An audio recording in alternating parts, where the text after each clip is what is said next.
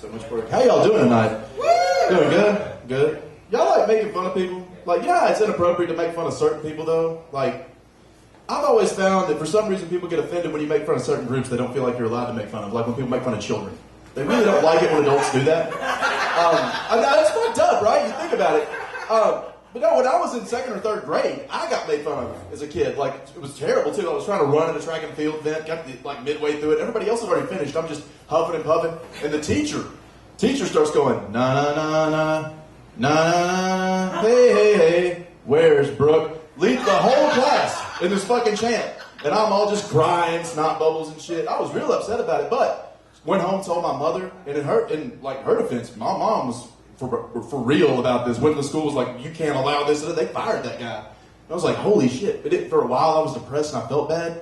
But it's fine now. Like, I grew up and now it's fine. And now I really love making fun of children.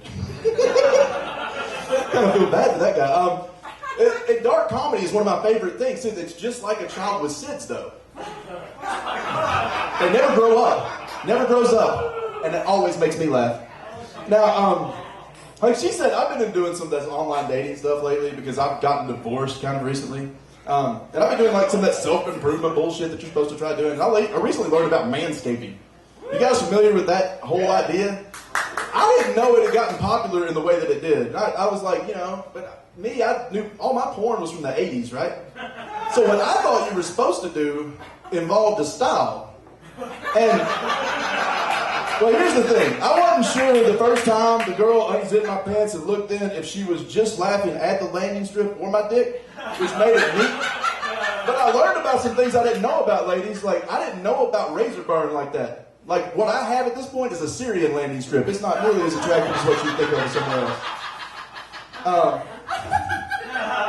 Anybody else have any go to PE in school where you had to change in front of people to be on a sports team? Where you had to change clothes in front of people all the time?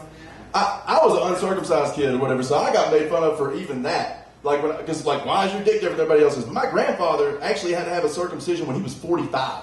45. That shit happens. Y'all know that? Really happens because you can get an infection and they'll have to cut the skin off. That was what they did. But I'm still not sure how that happened because he was taking a shower every day, which makes me think the only thing that could have done that is my grandmother has a filthy vagina.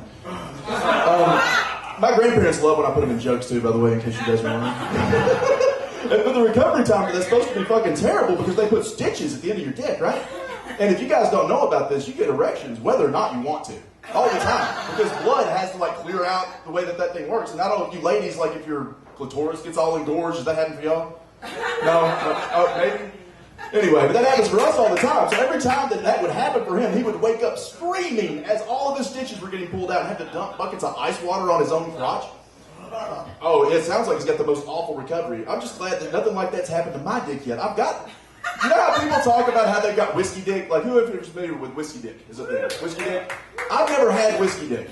Whiskey dick doesn't happen for me. I get blackout drunk, though. And I have a different kind of problem. I have a problem where I'll be on top of somebody. This has happened more than twice now, where just having sex, heart rate gets a little high, blood alcohol content gets too high too fast, and I fainted. Right on top of them. Once I was behind her, so it wasn't a big deal. She could move, and it wasn't a problem. The other time, I was laying directly on top of a girl, and I crushed her like that for 6 hours. But instead of whiskey dick, I like to call that one Walking Dead dick. It's the dick. It stays hard. You just can't move me for 6 hours. And for Walking Dead dick, I got a friend the other day that she's been working for a stripper for years. Decides she's going to go work as a mortician, or in a mortician's office, which seems really weird because she's going from working stiffs to working with stiffs. So that's a completely, it's just a different kind of stiff she's moving to. What am I at now? I don't even know what my time is. Am I going too fast? You're supposed to keep up, Justin. You're doing a terrible job. Hold on. I'm about to give you the light. Stay with me. Okay, I'll just keep going then. We'll be good. I got 2 more, so I'll be fine. Y'all ever notice that women can get away with doing a lot of shit? Thank you. Yeah. Women can get away with doing a lot of shit that men can't get away with. Yeah. Like, women complain about things not being equal all the time, but now I look around the room right now and I see cleavage, just sticking out, right?